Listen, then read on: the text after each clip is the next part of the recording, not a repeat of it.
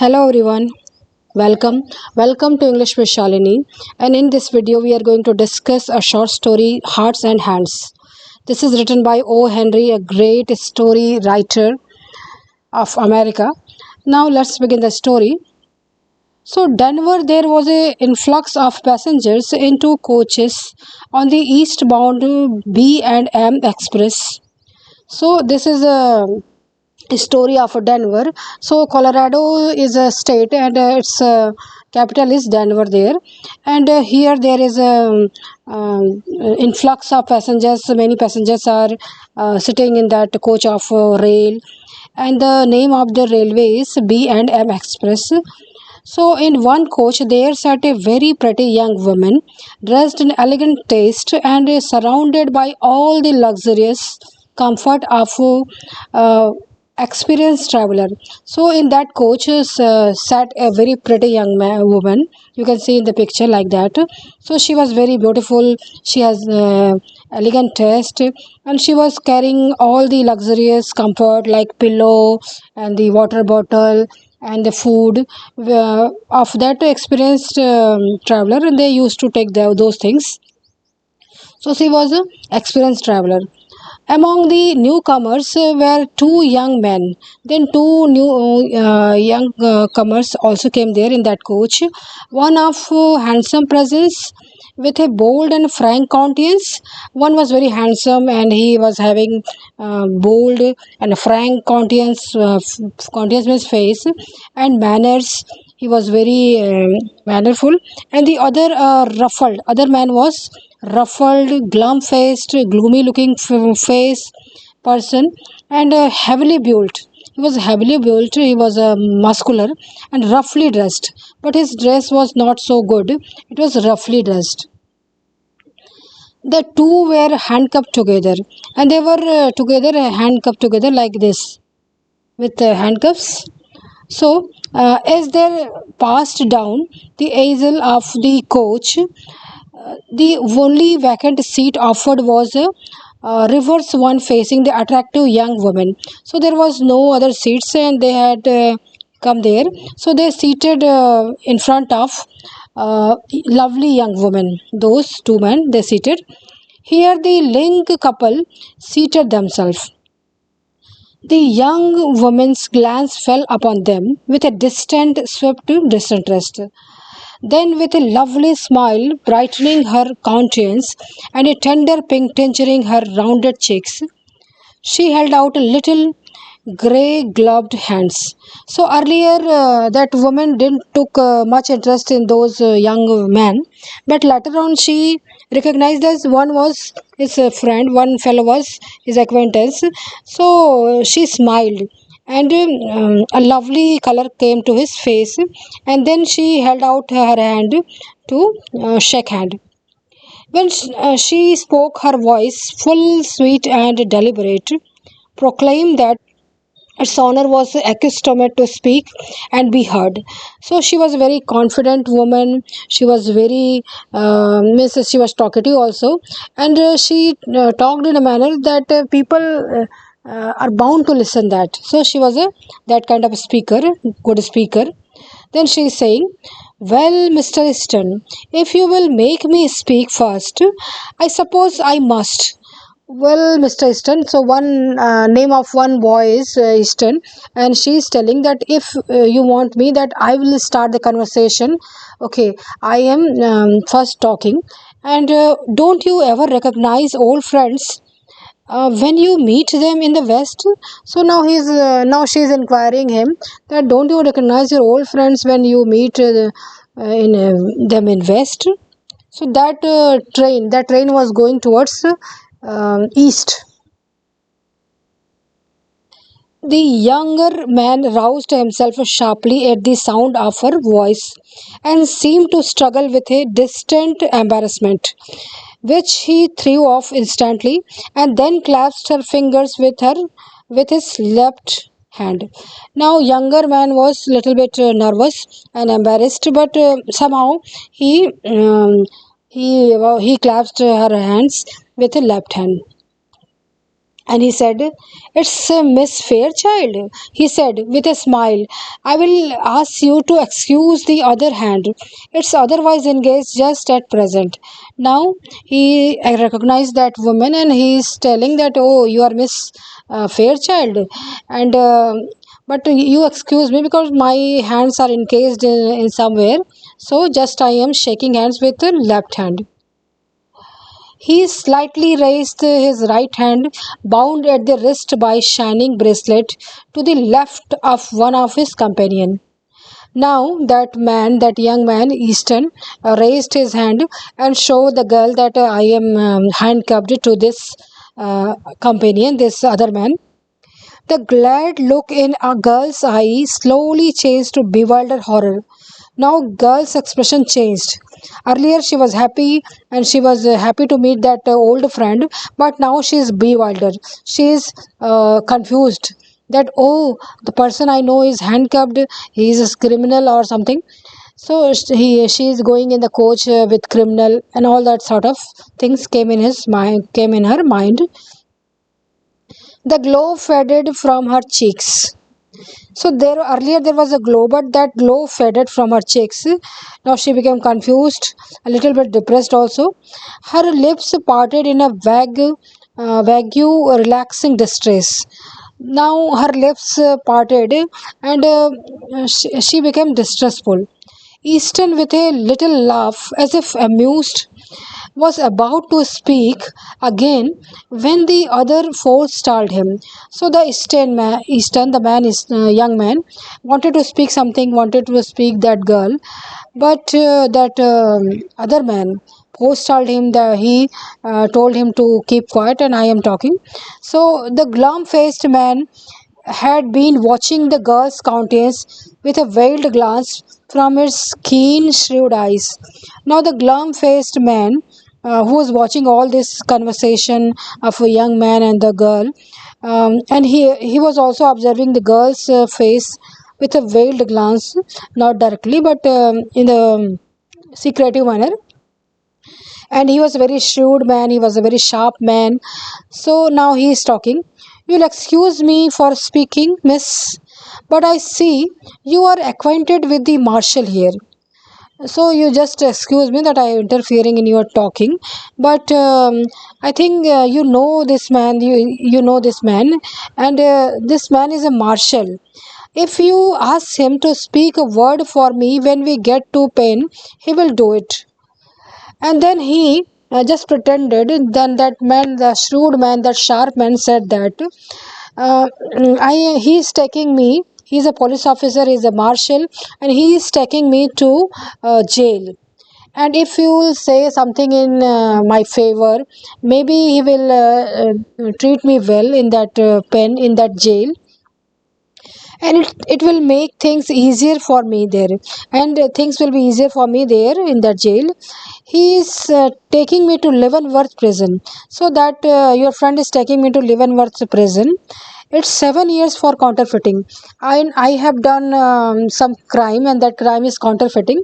That counterfeiting means make fake currency, and he's taking me for 7 years to Leavenworth prison. So then girl said, "Oh," said the girl with a deep breath and a returning color. Now that girl is relaxed. The girl is relaxed because now she is thinking that, oh, my friend is not a criminal. And so the old good color came to her face again, and she became relaxed and happy. "So that is what you are going out here, Master Marshal. So that is what you are doing out here. So you are doing a policing job, that marshalling job. Okay, that's fine." "My dear Miss Fairchild," said Easton calmly, "I had to do something." Then Easton is telling that, oh, Miss Fairchild, "I had to do some work, so I did this, Marshall. And money has a way of taking wings onto itself, and you know it takes money to keep steps with our crowd in Washington." So now Easton is telling that money is get spent very easily,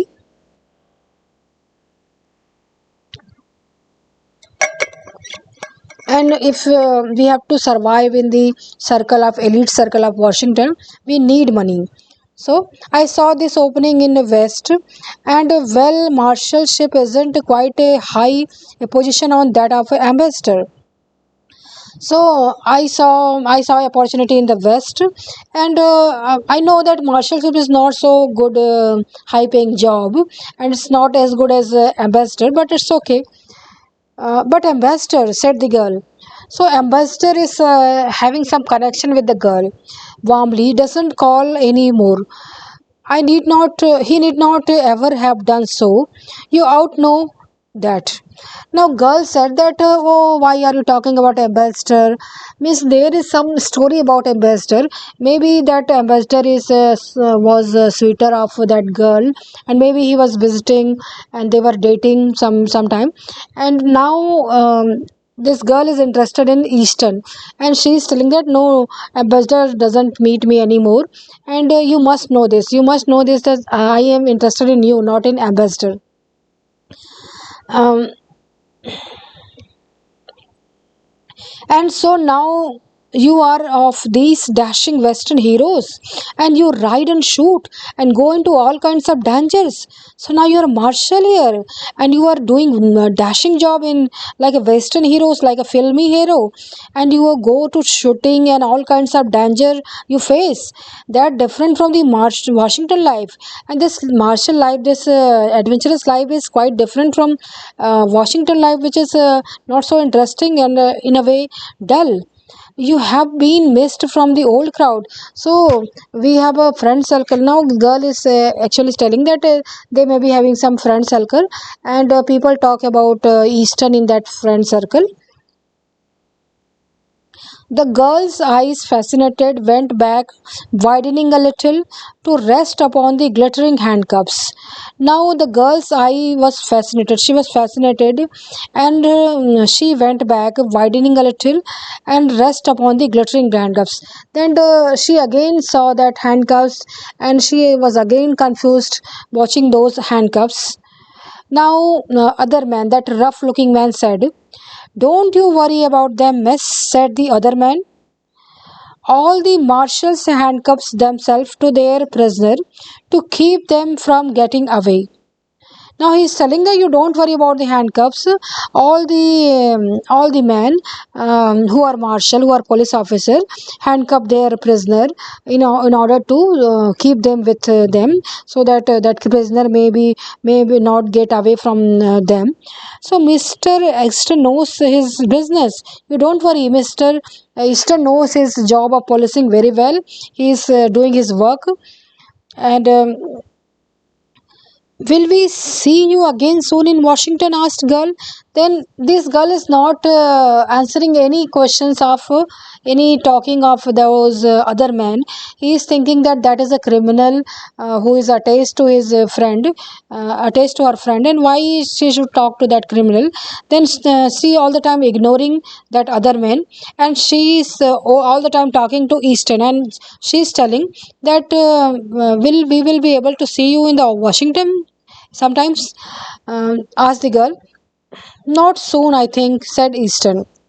Now Easton is telling, no, no, you can't see me there in East. My butterfly days are over, I fear. Now he's thinking that he's telling that my butterfly days are over, and you can't see me. I love the West, said the girl irrelevantly. Now, girl is telling that I love the West, and this talk is irrelevant because she is just making some talking which is not relevant here.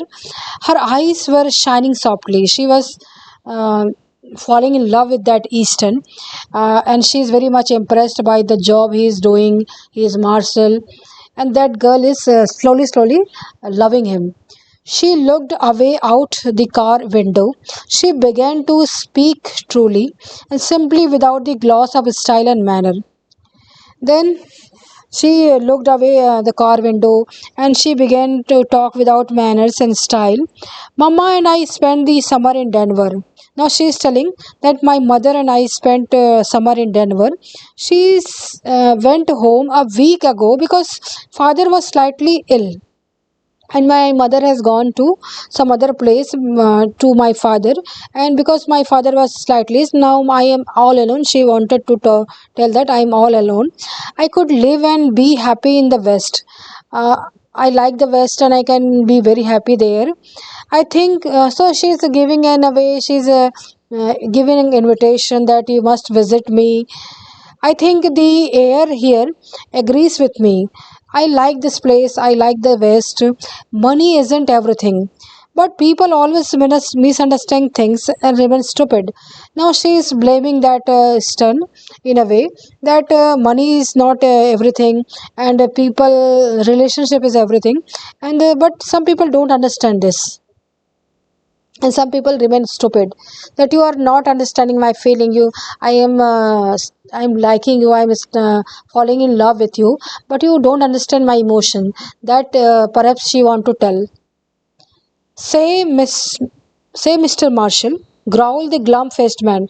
Now this depressed-faced man, the glum-faced man, is talking. Say, Mr. Marshall, this isn't quite fair. I am needing a drink. I am needing a drink for a long time, and I haven't had a smoke all day. I want to smoke. I haven't talked long enough. You talked with that girl long enough. Take me in the smoker now. So there is some compartment in the rail which is for a smoker. So take me there, won't you? Won't you take me there to smoker room? I am half dead for a pipe. I want to smoke. I am dying to smoke. The bound traveler rose to their feet. Now that bound traveler, the handcuffed traveler, that Easton, rose. Easton with the same slow smile on his face. So there was a smile on the face of Easton. I can't deny a petition for tobacco, he said lightly. Now he is talking to that girl, that this other man, this my prisoner is asking me to go to smoker room, and I can't deny his petition, I can't deny his request, and I must go. It's the one friend of unfortunate. So tobacco is friend of unfortunate people. They like tobacco. Goodbye, Miss Fairchild. Duty calls. So duty calls me now. Goodbye. He held out his hand for a farewell. Then he held out his hand for farewell, that I'm going. Okay, tata, bye bye. It's too bad you are not seeing. It's not going. You are not going east. Now she said, that girl is saying that it's very bad that you are not going east. She said, reclothing herself with manners and style. Now she is coming to her old style and manner, and but you must go on to Leavenworth, I suppose. So you are going to Leavenworth, I suppose, because you are going to the prison to take that prisoner with you. Yes, said Easton, I must go to Leavenworth. Then Easton replied, okay, okay, yes, I'm going to Leavenworth. The two men sidled down the aisle into a smoker. Then the two men sidled down, they kept themselves narrow, and went away to the smoker room. Then that was railway, and that was a rail, so there was many of passengers sitting in that compartment. So the two passengers who in the seat nearby had heard most of the conversation. So they were near this person, and they heard all the conversation of these three people. Said one of them, and one of them said, that Marshall a good sort of chap. I think that Marshall is a good person. Some of these western fellows are all right. So some of these western fellows, these western men are good, I think. Pretty young to hold a office like that, isn't he? And he's too young, and he's carrying office like Marshall. Means people become Marshall when they are grown up, they're old, and he is carrying this office, this post of Marshall in such a young age. Asked the other. Young? Then other person replied, young? Exclaimed the first speaker. Now that first speaker is exclaiming, why? Oh, didn't you catch on? Say, did you never ever know a officer to handcuff a prisoner to his right hand? So can't you see that that Marshall has um, carried handcuffed that prisoner in his left hand? So he is a prisoner. Means the Eastern, the The friend of girl Easton was a prisoner, and he was handcuffed in his right hand, and other person who was a glum faced, who was a rough looking, was a man who was a that was a police officer. He was a marshal. So this ending was a surprising end, where we came to conclusion that marshal was a good person, and in order to save the prisoner from embarrassment, he did a favor to him, and he talked like that as if he is a prisoner, and the other person, Mr. Easton, is a marshal. So in actuality, he was a prisoner. Marshal was a prisoner, and that other man was a marshal. So this was a story. I hope you enjoyed this story. Thank you so much.